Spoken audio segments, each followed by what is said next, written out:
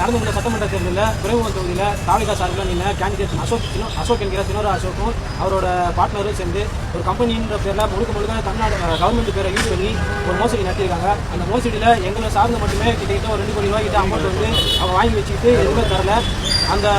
அதை பற்றி நாங்கள் துறைமுகத்தை வந்து கேட்கும்போது அவங்ககிட்ட கேட்கும்போது ஒரு 6 மாதம் முன்னாடி வரையும் வாங்க சுமூகமான பேச்சுவார்த்தை வந்து இந்த கம்பெனி வந்து 2018 19 தொடங்கப்பட்ட கம்பெனி. இது முழுக்க வந்து கவர்மெண்ட் பேரை யூஸ் பண்ணி செம்மரம் வந்து நாங்கள் விற்கிறோம், க்ரௌட் ஃபண்டிங் பண்ணுறோம், விவசாயம் அப்படின்ற பேரில் எல்லா ஒரு கவர்மெண்ட் டாக்குமெண்ட்ஸ் எல்லாமே வந்து டூப்ளிகேட்டாக ரெடி பண்ணி பொதுமக்கள்கிட்ட கொடுத்து இந்த கவர்மெண்ட் பேரை மாற்றி கவர்மெண்ட் ஸ்கீம் வச்சு தான் இவ்வளோ அமௌண்ட்டு வசூல் பண்ணியிருக்காங்க.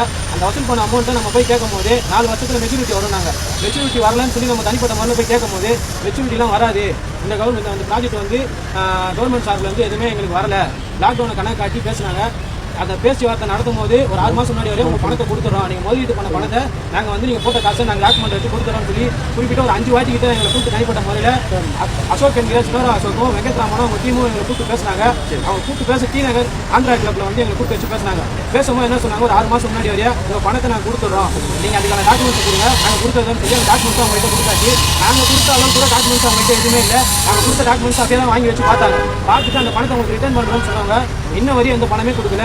குறிப்பிட்டு இந்த 2 மாதம் முன்னாடி ஜூன் மாதம் கூப்பிட்டு வச்சு சின்னோரா அசோக் வந்து என்ன சொல்றாருன்னா, நீங்கள் பணம் கொடுத்தா உங்களுக்கு பணம் கொடுக்கணுமா, என் அப்பா கூப்பிட்டு வச்சு என்ன சொல்றாரு, நான் காட்டுற பேப்பரில் கையெழுத்து போட்டு போங்க, அதுதான் என்னால் பண்ண முடியும், நான் கொடுக்குற காசை நீங்கள் வாங்க முதலீட்டு பண்ண பணத்தில் கொடுக்க முடியாது, இதுக்கு மேலே போய் நீங்கள் என்ன பண்ண முடியுமோ பண்ணுங்க, குறிப்பிட்ட ஒரு அமைச்சர் பேருன்னு சொல்லி சிஎம் பேருன்னு சொல்லி நான் சொல்கிறதா இங்கே என்ன மீறி எதுவுமே நடக்காது, நீங்கள் எங்கே போய் என்ன பண்ணுறீங்க பண்ணீங்க அப்படின்னு சொல்லி மிரட்டி 4-5 மணி நேரத்துக்கு மேலே உள்ளே உட்கார வச்சு நீ கையெழுத்து போடுன்னு அவரை மிரட்டி அவருக்கு வந்து உடம்பு சரியாதவர், கால் எதுவுமே நடக்க முடியாது, அவரை வந்து இந்த மாதிரி மன ரீதியாகவும் இது பண்ணி நாங்கள் மட்டும் அந்த பணத்தை முதலீடு பண்ணல, எங்களுக்கு கீழே 112 பேர் போட்டுருக்காங்க. அந்த 112 பேருக்கும் நான் பதில் சொல்லணும், அவங்களுக்கும் பதில் சொல்ல முடியாத, என் அப்பாவை பார்க்க முடியாத ஒரு நிலையில நான் இருக்கேன்.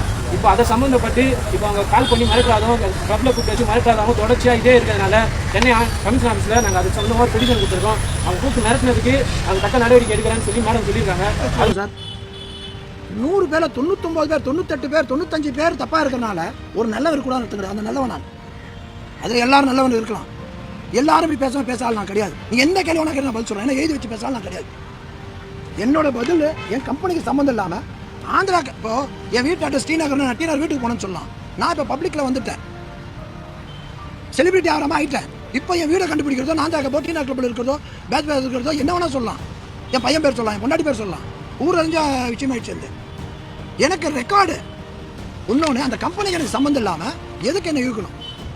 இன்னொன்று, என் கையில் கொடுத்தாரு பணம்ன்றது வாய்ப்பே கிடையாது. ஏன்னா கம்பெனிக்கு தானே செக் கொடுக்குறாங்க ஷேருக்கு, அந்த ஷேர் டீட்டெயில் இவர் எக்ஸ்பிளைன் பண்ணுற கம்பெனி ரீதியாக. எனக்கு அந்த மாதிரி தூக்கி போட்ட ஆள்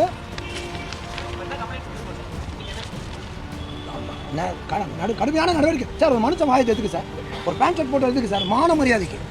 எனக்கு உலகத்தில் யாருமே எனக்கு வேணும், மான மரியாதை எனக்கு முக்கியம். அப்படி வாழ்ந்தவன் நான். அப்படி மான மரியாதை போகிற அளவுக்கு ஒருத்தர் கொடுத்துருக்கானா கடுமையான நடவடிக்கை எடுக்கணும். கொலை குற்றத்தோட மோசமான குற்றம் இது. கொலையாவது அவன் செத்து போயிடுறான், ஆனால் இது வந்து இருந்து சாவடிக்கிறான். இந்த மாதிரி நேர்மையான ஆளை என் பதவிக்கு எதுவும் வரக்கூடாது, போகக்கூடாது, நான் அவனை கவுண்ட் பண்ண போனேன் பொறாம தானே சார் கொடுக்கலாம். ஆமாம்,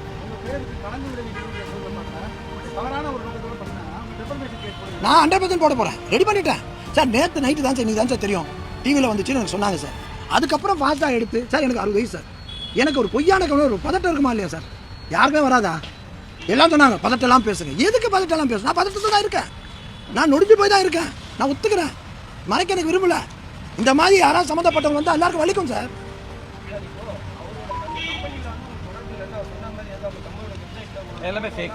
எல்லாமே ஃபேக் சார், அதுதான் சொல்றேன், ஃபேக் சார். நான் அது இவருக்கு அந்த ஒன்று சார், இதுக்கு மேலே கிடையாது. தயவு செய்து பாருங்க, நீ கேட்டேன். ஏன்னா இது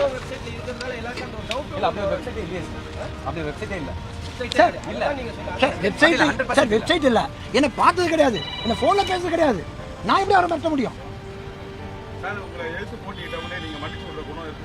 ஆமாம் சார், அது வந்து தலைமையில் எடுத்து எஃப்ஐஆர் போட்டாச்சு சார். இல்லை சார், அது வேற. இப்போ சப்ஜெக்ட் வந்து நான் பார்த்துட்டு இருக்கும்போது நீங்கள் வந்து அரசியல் தான் போறீங்க. இல்லை சார், தப்பாக எடுத்துக்காதீங்க. நீங்கள் கேட்கல பிரச்சனை, நீங்கள் என்ன வேணா கேட்கலாம், உரிமை உண்டு, உங்களை மதிக்கிறேன். ஆனால் மனசை புண்படுத்துகிற இந்த நேரத்தில் எந்த கேள்வி, அரசியல் கேள்வியே வேணாம் சார் ப்ளீஸ். எவனையும் நம்ப முடியல சார், மனித ஜென்ரேஷன் வெட்டு போச்சு சார். மனித ஜென்ரேஷன் யாரை நம்புறது புரியல சார். நேர்மையாக வந்து நான் வர்றதுக்கு இப்படி ஒரு இதா சார்.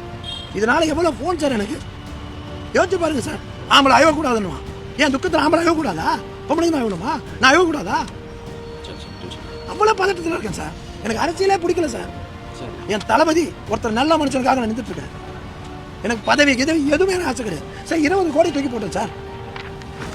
எனக்கு 5 கோடி தூக்கி போடுறேன் சார். இவன் ஏதாவது சம்மந்தப்பட்டிருக்கானா சார்? ஒன்று இவன் ஏதோ 3 லட்சம் போட்டு அவனுக்கு பணம் தேவை. இவங்களுக்கு நான் ஐஞ்சாதான் அவன் பதவியில் வர முடியும், இல்லை ஏதோ வரணும், அது ஆசை. ரெண்டு ஆயோகங்களும் ஒன்று சொல்லிட்டானுங்க சார். அது வந்து நான் தான் சொல்கிறேன். நான் ஒரு 4 டிகிரி முடித்தவன், நாகரிகம் கருதி பேர் சொல்லாமல் இருக்கேன். நாகரிகம் கருதி பேர் சொல்ல எனக்கு யார் என்ன எல்லாம் தெரியும். தலைமையில் நான் என்னவோ சொல்லுவேன். இன்னைக்கு மொத்தம் ஆட்சிக்கு வந்து பல பேர் காலேஜ் சீட் வாங்கி கொடுத்துருக்கேன்.